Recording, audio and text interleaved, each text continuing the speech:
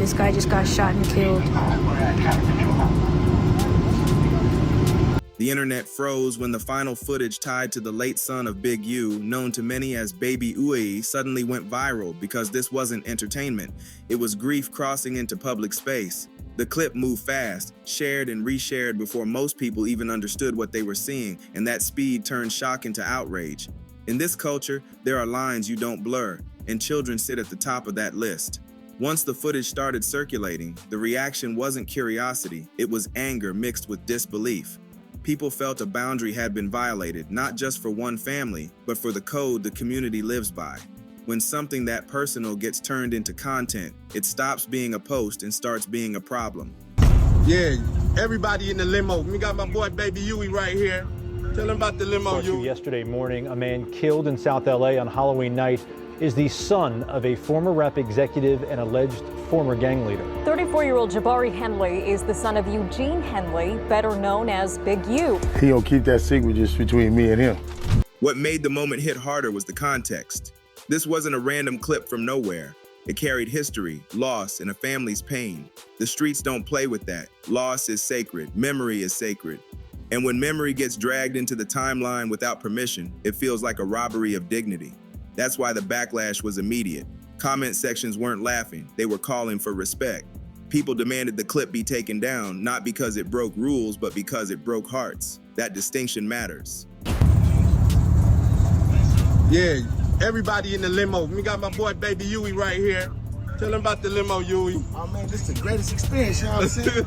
Really hop out in the trenches, man. With that big body, all black motherfucker. As the footage spread, many realized how quickly empathy disappears online when algorithms reward clicks over conscience. A few seconds of video can travel farther than years of love and protection.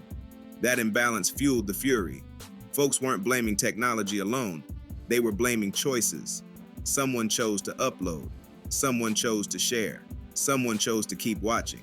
Each choice stacked until the moment became a scandal no one wanted but everyone had to confront. And once confronted, the culture spoke loudly. Kids are not content. Bull crap. No, I just need y'all prayers. I need y'all to... I don't even know what to say. I didn't manipulate nobody. I didn't steal nothing. We did PPP loans. We did 2 loans. And that's it, just like everybody else did. I didn't use no fraud. I didn't give none of fake names. The reaction wasn't performative, it was protective. People who never met the family still felt responsible to say something. That's the power of shared values. When the values are clear, the response is unified. This wasn't about sides, it was about standards. Standards don't bend for views, they stand firm when it counts. And here, they counted more than ever. By the end of the first wave, the clip itself almost became secondary. The real story was the response, the refusal to normalize what happened. The insistence that grief deserves privacy. That insistence turned a viral moment into a cultural line in the sand. And once that line is drawn, everyone understands the message without needing it explained. They're saying, well, Big U's motive wasn't the rap song. It was that he found out that the rapper and his son, Dayon, were lovers. And he was scared that if this got out, he will be affected in the NFL. Now, there's a few key things. One, there's people that have came out in all sports. As the conversation deepened, people started asking the hard questions because moments like this don't happen in a vacuum. Who had access? Why was access treated casually? And how did something so sensitive slip into public circulation? Those questions weren't asked to stir drama. They were asked to restore accountability. Accountability is how communities heal after violations. Without it, anger festers. With it, standards get reinforced. That's why the dialogue stayed focused on responsibility instead of spectacle. Another layer that intensified emotions was the permanence of the internet. Once something is uploaded, it doesn't fade. It follows families forever. That reality scared people. Parents, guardians, and elders all saw themselves in the situation. The fear wasn't abstract, it was personal. That shared fear turned into collective defense. Defense is instinct. When instinct kicks in, debate stops and action begins. Calls to remove the footage spread as fast as the footage itself. That reversal showed growth. It showed restraint. It showed the culture choosing protection over engagement. Perspective on what his involvement could have been with the Nipsey situation. What do you think about that? He absolutely was involved in Nipsey's situation. And people, they don't want to say it. They're scared to say it. That's fine. I'll say it for you. He was involved with the Nipsey situation. People also spoke about consent. Consent isn't optional. It's the foundation of respect. Especially where children are concerned, consent isn't implied by proximity or familiarity. It must be explicit. That principle rang out across platforms. The message was clear. Being close to a family doesn't give you rights over their most vulnerable moments.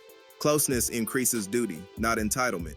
That clarity mattered because it reset expectations for everyone watching. The discussion also touched on how grief gets exploited in the attention economy. Tragedy draws eyes, eyes draw clicks, clicks draw money. But the cost of that cycle is humanity. This time, the audience refused to play along. Many chose not to repost. Others spoke up against the spread. That collective restraint was rare and powerful. It showed that the culture can pause itself when it recognizes harm. Pausing is strength. It means values are winning. By now, the scandal had shifted from a viral clip to a values check. What do we protect? Who do we protect? And how do we act when lines are crossed? The answers weren't complicated. Protect kids, protect families, protect dignity. Those answers unified the response and drained oxygen from sensationalism. That's how a community reclaims control from chaos. As emotions settled into resolve, attention turned to consequences because respect without consequences just talk. Consequences don't always come with noise. Sometimes they come as trust withdrawn, access closed, and doors quietly shut. In communities built on relationships, those consequences carry weight. People understood that immediately. This wasn't about punishment for punishment's sake. It was about preventing repeats. Prevention is protection in action. There was also reflection on how grief lingers. Loss doesn't run on a schedule. It revisits families in waves. When footage tied to that loss resurfaces without care, it reopens wounds. That pain is real and lasting. The culture acknowledged it and responded with empathy rather than speculation. Empathy slows things down. It makes people think before posting. That slowdown was visible. The feed changed tone. The comments changed language. That shift mattered. Another important theme was leadership. Moments like this test leadership at every level: family, community, and platform. Leadership isn't about statements alone. It's about choices. Choosing to remove content, choosing to discourage sharing, choosing to center the family's needs over public appetite. Those choices set precedent. Precedent teaches future behavior. This moment created a precedent rooted in care, not clicks. People also talked about memory. Memory deserves stewardship. Stewardship means guarding how moments are preserved and shared. It means understanding that not every memory belongs to the public. Some belong to families alone. That understanding gained ground here. It reframed the conversation from what happened to what should never happen again. That forward-looking focus is how cultures grow stronger after harm. By this stage, the scandal had become a lesson, not a lecture, but a lived example. The example showed how fast things can go wrong and how fast they can be corrected when values guide action. Correction doesn't erase harm, but it reduces future harm. That's meaningful. That's progress. In the end, this wasn't a story about a video. It was a story about protection winning over spectacle. The culture made its position clear. Children are off limits. Grief is not content, and respect is non-negotiable. Those principles stood taller than any algorithm. When principles stand tall, communities stand together. That unity was the real outcome of this moment. The lasting impact will be quiet but firm. People will think twice before sharing sensitive footage.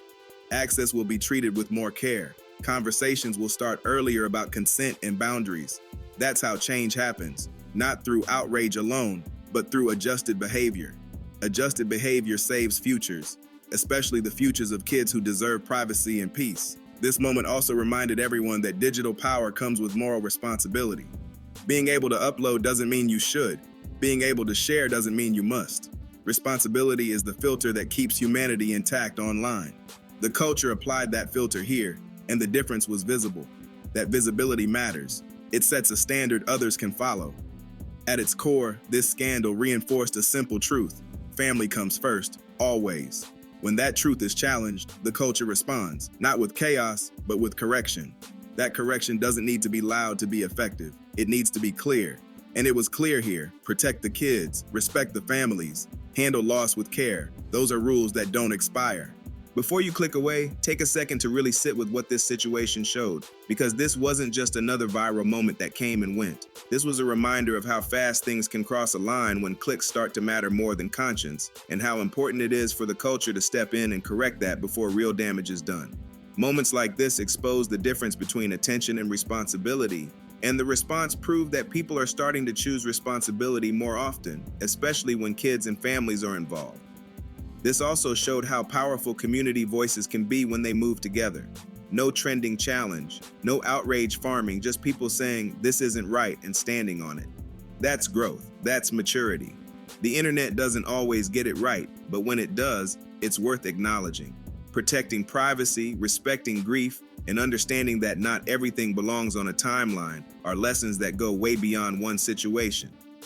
Going forward, the hope is that moments like this make everyone pause before posting, sharing, or reacting.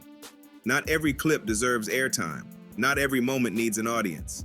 And when families are hurting, the least the culture can do is give them space instead of spotlight. That mindset keeps things human in a digital world that often forgets people are real. If you value breakdowns that go deeper than headlines and actually talk about what matters in the culture, make sure you show love by liking the video and subscribing. Stay locked in, stay respectful, and stay sharp, because the real stories are always bigger than the viral clips.